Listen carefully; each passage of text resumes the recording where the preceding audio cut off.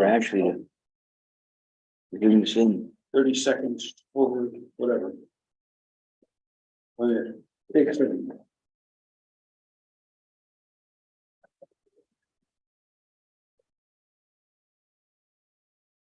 Stand for pledge of allegiance. Pledge of allegiance. To the flag of the United States of America.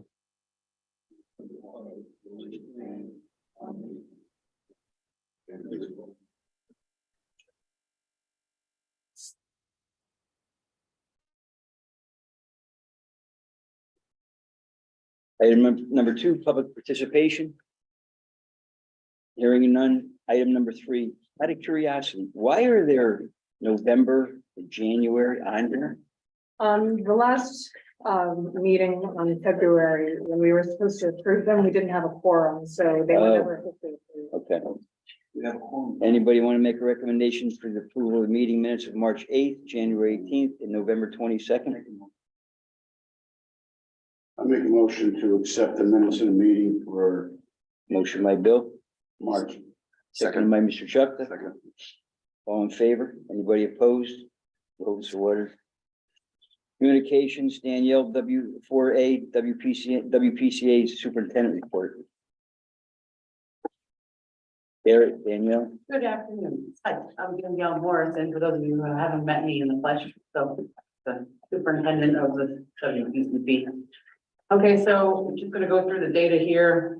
Our average daily flow, 0.8 million, that's the usual peak flow for influent BOD, 161, influent TSS 144, influent total nitrogen 29.7, influent TKN 29.5. And then for our loadings, these are all pretty much standard loadings. Influent BOD of 3,760, influent suspended solids 3,363, TKN 689, and total nitrogen 694. As far as compliance, for our effluent total nitrogen, 12.7 milligrams per liter, BOD of 18, TSS of 17, with percent removal, 99.5% efficiency for both BOD and TSS, so we're well within. How much better can you compliance get? Is there ever 100%? Probably not. there. No. I didn't think so. I didn't think so. And then our effluent total nitrogen at 269 pounds per day. That is over our limit, but we're making strides every day to try to reduce that. Sludge trucks, 9.5 dry tons. All 4 SBRs are online.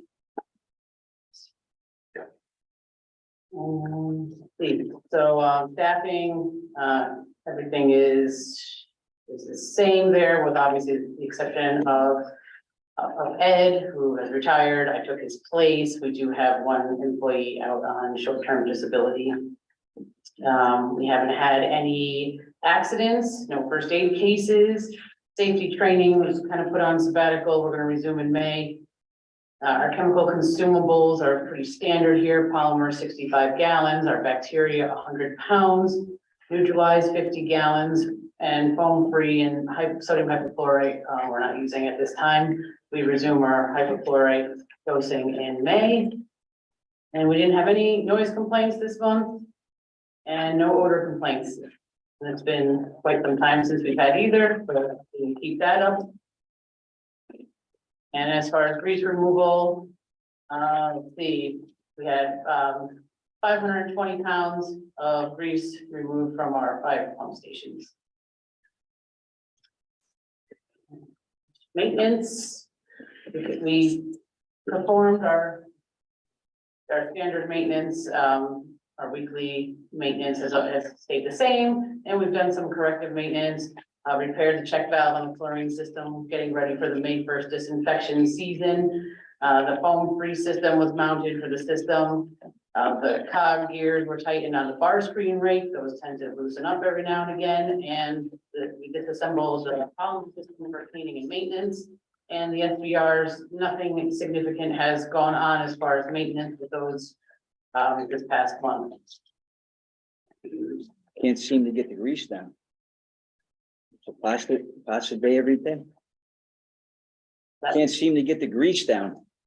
Yeah, there's definitely a lot of grease. Aren't there some months people who are under? Yeah, there are some months that are under, as we get close to the summer, the store heads up, as the restaurants start getting busy. More people start staying home, and one factor we can't run.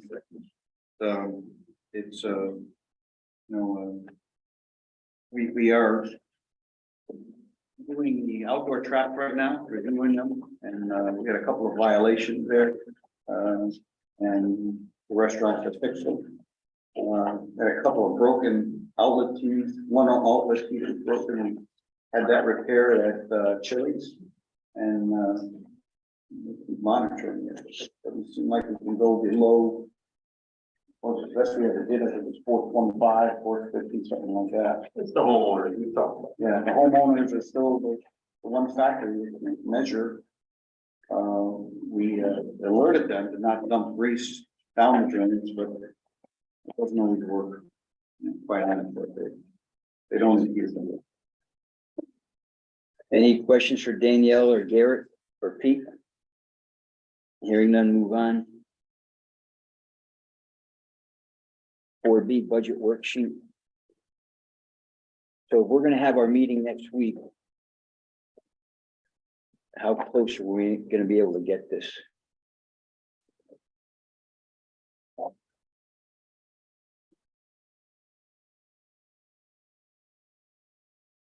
Yeah. Garrett, how you and Lori been working on it? Danielle. Danielle, We'll be ready for the meeting. don't forget to send me the Excel, email me the Excel, You're on a plan. the Excel file. I need the Excel file The budget. before the budget meeting. Okay. You send that as Lori. Lori. Yeah, I have, that's right. Yeah, have Lori make sure she's. That's why I didn't know what you were talking about. Sorry. So we gotta tell Lori to make sure she forwards that. Yeah, she already knows.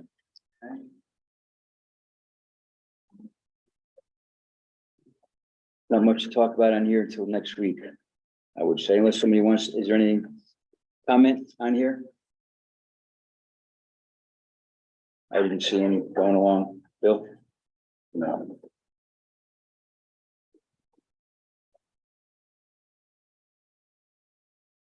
You've got to get the updated, we just got to make sure we get the updated ones from down, from here downstairs, right? When you look at that. And then also the backup. Usually Lori sends us the backup.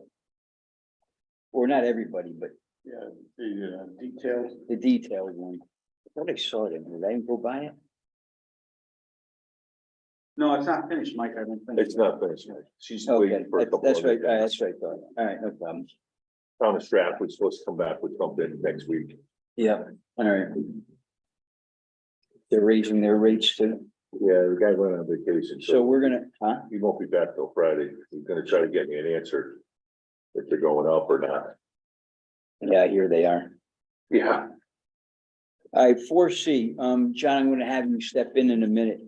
So, myself and Danielle and John and, Matt were on a Zoom call about 2 weeks ago with the state of Connecticut about Talalay Global.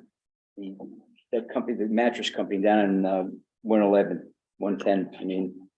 So they have to rewrite, they're rewriting their, standards for them, for the wastewater standards for Talalay.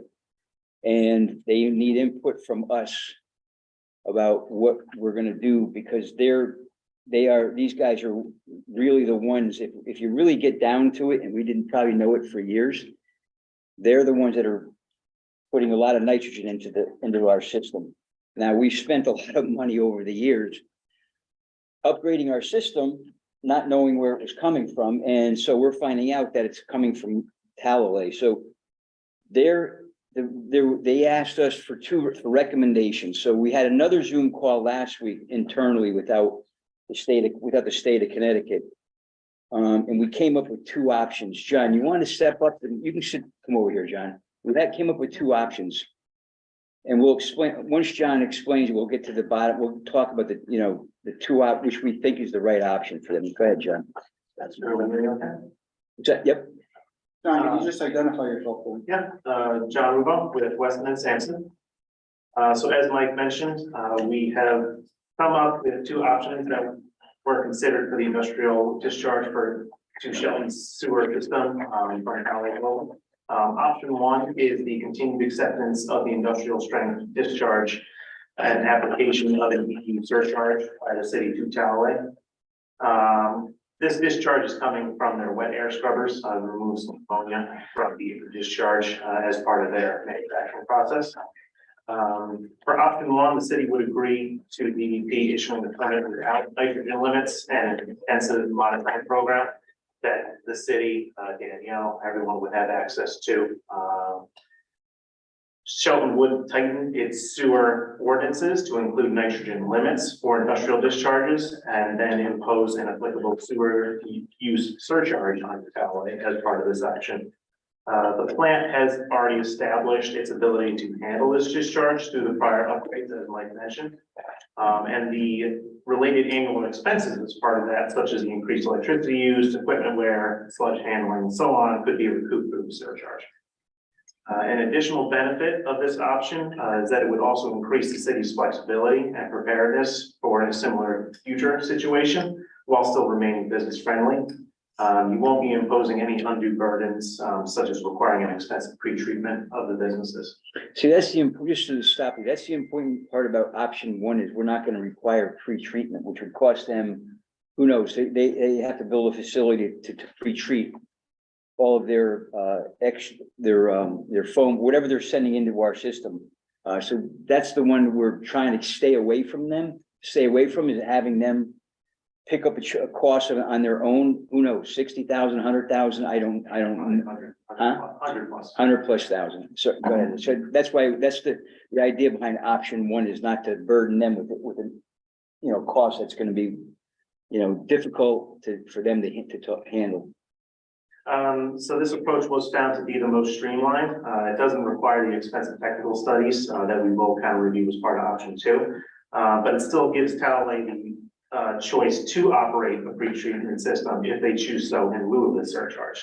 We're kind of at least keeping the door open for them. Option two is a DEP guided technical study and pre-treatment of Tallaway's wastewater discharge. DEP is kind of changing the rules. If you have your emerging contaminants over the years, nitrogen has become obviously much more of a factor. So now to enforce local limits, DEP wants much more stringent studies. They want everything backed by data. It's not just, we want to impose this. You have to prove why you want to impose it. So as part of this option, it would require Tallaway to install a pre-treatment system to reduce the scrubber's discharge to residential strength levels as set forth by the current ordinances. This would remove approximately 10 pounds per day that was kind of alluded to before of the nitrogen that has been reaching the plant previously. However, to be enforceable, a large-scale time-intensive study of the wastewater loads going to the treatment plant, and that's not just from Tallaway, this is as a whole, would need to be completed at a considerable expense of both money and time, city and or Tallaway. DEP would provide guidance for such a study, but the burden would fall primarily to the city to collect this new data. The historical data that is available would include Tallaway's high strength discharge, and it would be difficult to use as part of that study. Nutrient allocation such as this, instead of the flow allocation that was kind of previously used to determine things like this, has historically not been utilized in Connecticut, and this could also be future sewer service connections and their applications. It's recommended that the city go with the first option and continue to accept the industrial strength wastewater discharge, along with imposing a sewer use surcharge given the current circumstances. As we already mentioned, the recent performance of the plant since the aeration system upgrade several years ago demonstrates its capacity to handle such a high strength wastewater. Additionally, recent staff turnover would make it difficult to perform that US EPA mandated study necessary to enforce the local nutrient limits. Strengthening and imposing the industrial high strength wastewater sewer use surcharge would recover treatment plant processing costs, streamline the process for Tallaway to comply with their DEP discharge, permit and establish a precedence for future manufacturing cities that the city is trying to attract. DEP did confirm with us that this option would be acceptable, and they can continue with their technical review process, which is anticipated to conclude by September of this year, once we notify them.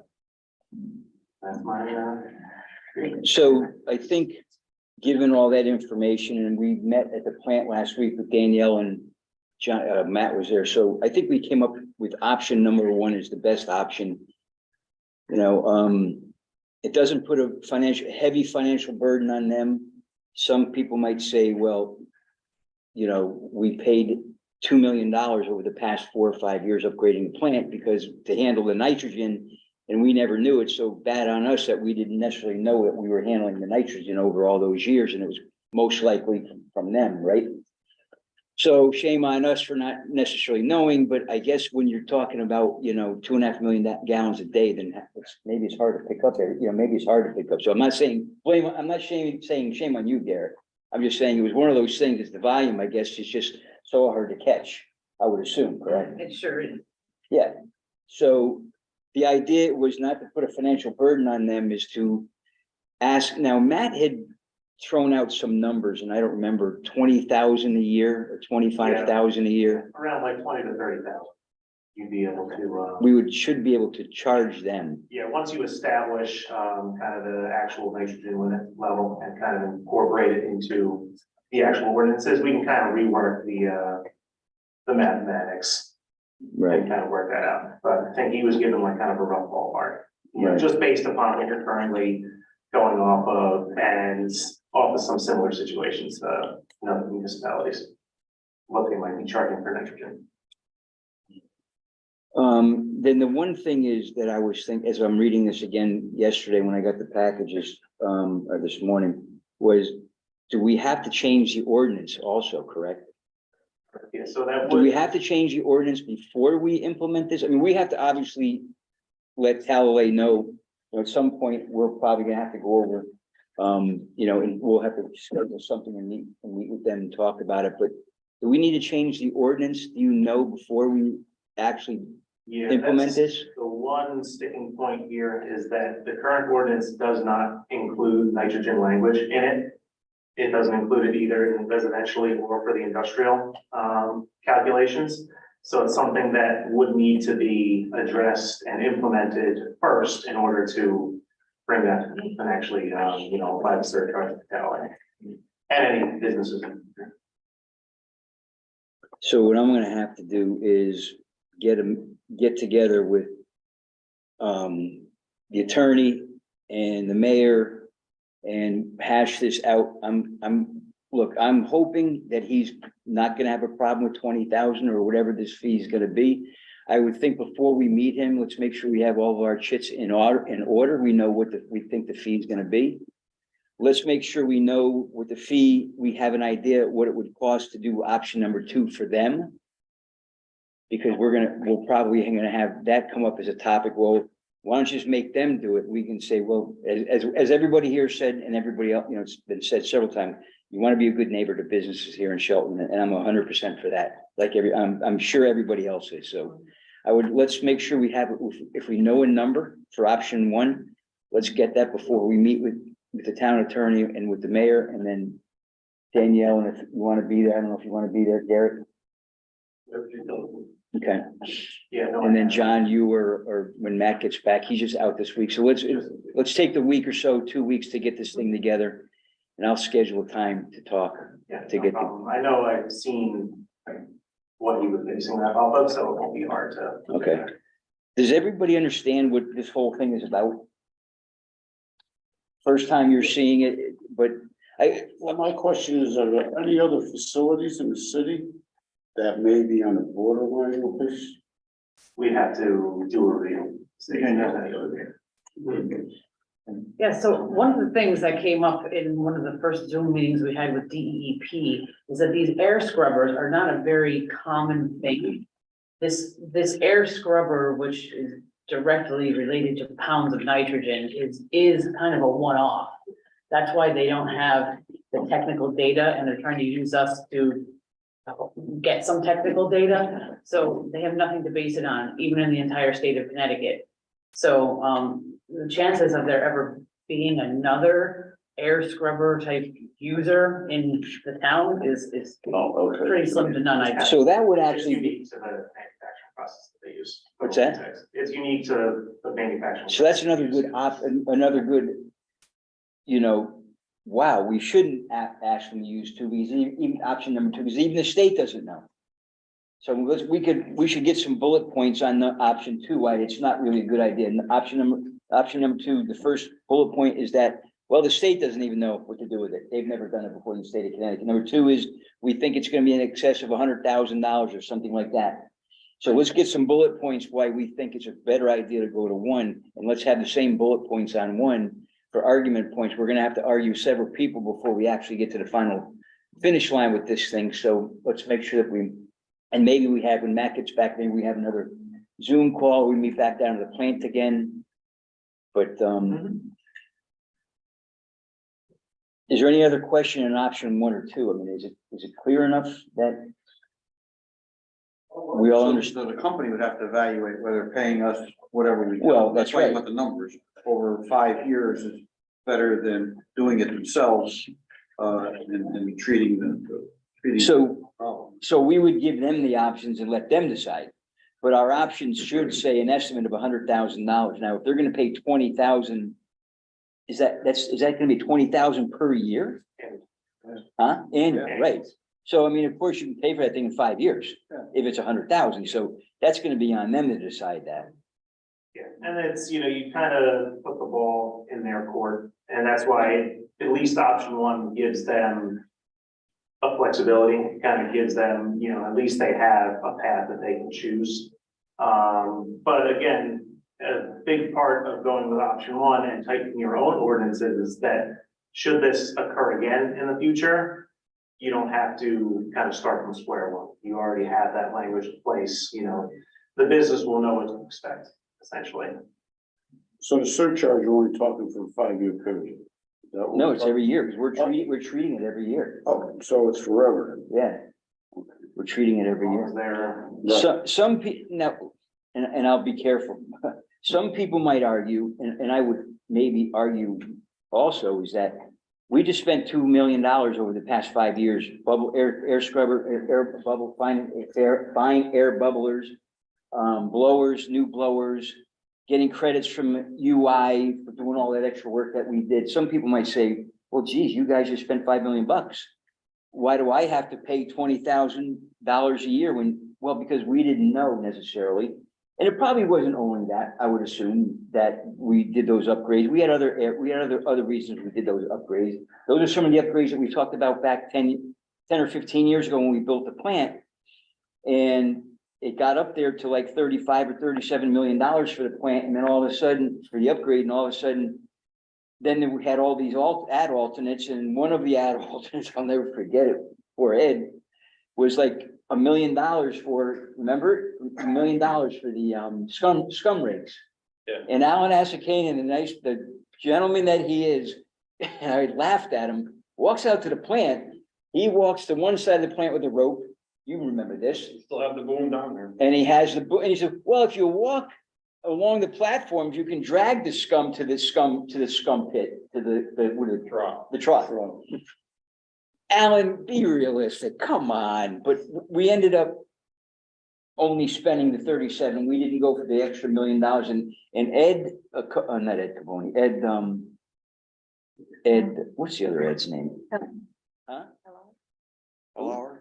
Ed Hellauer. He wanted those scum rigs so bad. I said, Ed, sorry, buddy, we're not gonna get the scum rig. So that was some of the things we had to cut out because we were at our max as far as budget was concerned. So some people might argue that, well, you guys did all that upgrade and you paid for it over these years. Yeah, we all paid for it over these years. Why has it got to be 20? Why can't it be 5 a year? Why can't it be 10 a year? So I think those kind of arguments might come up. So that's why I think we should have a real number. I don't know if you have anything else you want to add to it about how we're gonna approach it or feasibility. no, I think that, if we could bring it back to, the EDU for, you know, a regular residential dwelling. And just kind of, you know, how many, you're 65 EDUs roughly, or something like that. You know, so everybody in the city is paying already. That's right. So it's not really an unfair like markup, so to speak. It's pretty equivalent. So that's kind of another thing. It's not like we're trying to get away with overcharging or anything like that. These are, so there's another bullet point, Danielle. So let's get together and put some bullet points together. Sure. And you and I can pass some emails and with John and get some of these bullet points going for each option. Because we need to have that kind of like backup to say, well, look, 65 EDUs you're talking about. That's nothing. You know, what do we have? 16, what do we have now? 14,000 EDUs, I think? Something like that, 14,000 EDUs. So 65 out of 14,000, that's nothing. So I think these are some of the bullet points we got to put together. To make it sound so it's understandable. Reasonable, we're always gonna shoot for reasonable value for anybody. You know, it's, you want to keep people like that in town, and and I know that the thought here is with, to grow the base, manufacturing base, and that's why Constitution Boulevard's going on right now to grow the base. So we want to be reasonable. And again, the biggest thing we want to make sure we're doing with option one is allows us flexibility later on if somebody else comes here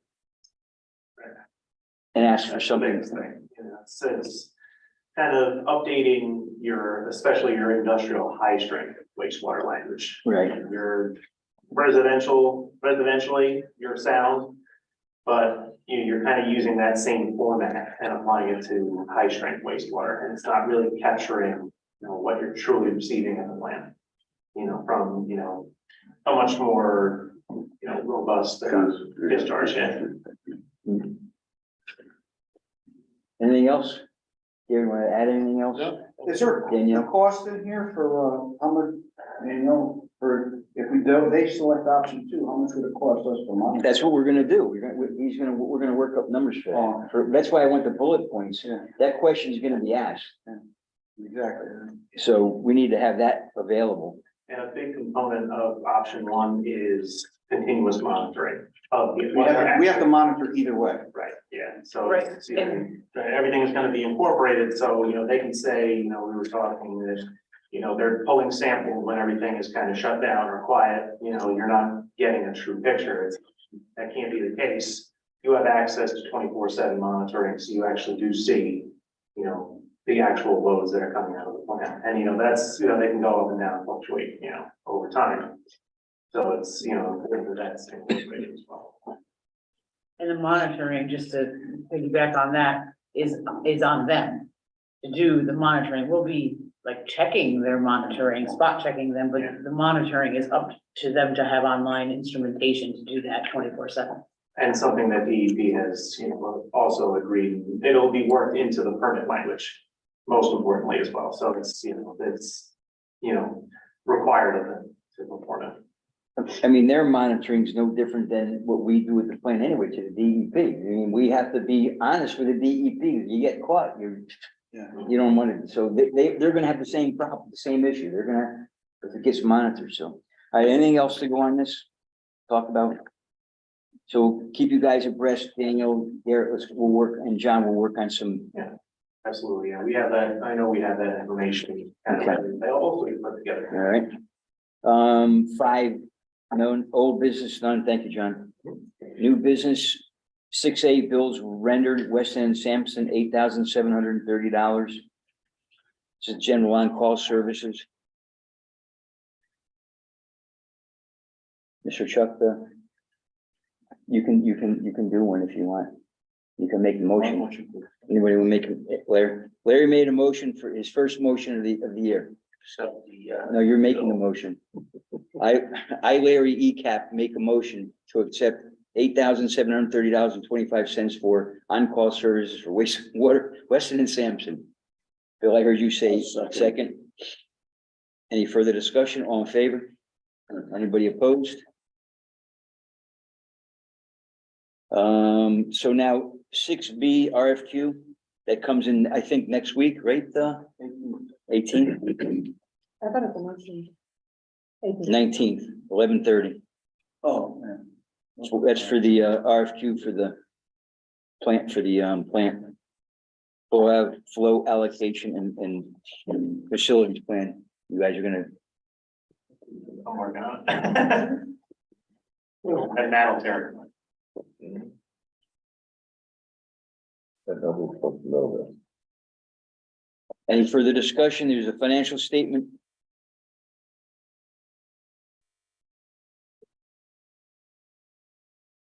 Yeah, I thought you were gonna be on Zoom today. I said you could be on Zoom as long as you were on. I didn't want to see Matt at Disney with the mouse ears on. Sit by the pool. German, Make a motion that we adjourn. 5:03. vote in order. Thank you, guys.